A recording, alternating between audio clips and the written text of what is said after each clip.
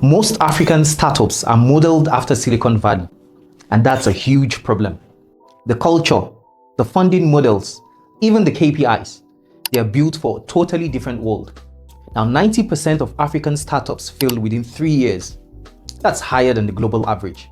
And VC funding into Africa dropped 54% in 2023, with investors pulling back. Now, why is this happening? It is because so many of these startups are chasing vanity metrics, not real scalable value. See, Africa's economy is driven by informal businesses, cash-based trades, and community networks, not apps that need tens of millions of users before they break even. Startups here in Africa don't need to be the next Uber. They need to solve local problems in local ways. An example of a startup that flew too close to the Silicon Valley sun and got burnt is Kenya's Kune Food. Now, Kune Food launched in 2021 with a bold promise: affordable, on-demand, ready-made meals for Nairobi's middle class. Modeled loosely on Silicon Valley's cloud kitchen and food delivery startups like Uber Eats, they raised $1 million pre-seed and scaled quickly. But within 11 months, Kune Food shut down.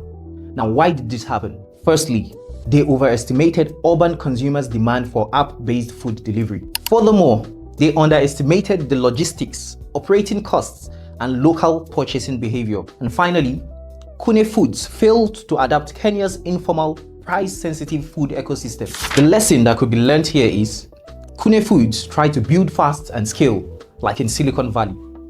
But most importantly, they ignored local economic behaviors and infrastructure gaps. Let's look on the flip side at a business that did it right: Ghana's mPharma. Now, mPharma tackled a uniquely African problem by focusing on the lack of access to affordable and quality medication. So instead of building a flashy health tech app, they built supply chains. What worked for mPharma was that they focused on aggregating pharmacies, improving logistics, and cutting drug prices. They also partnered with government agencies and not just consumers. Therefore, as a result of the strong local infrastructure they built, they raised over $65 million.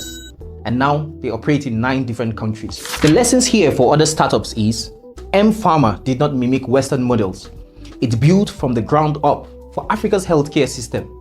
It's one of the best examples of context-first innovation. Finally, it is important to know that we need an African startup culture, a culture that is built on sustainability and not just hype.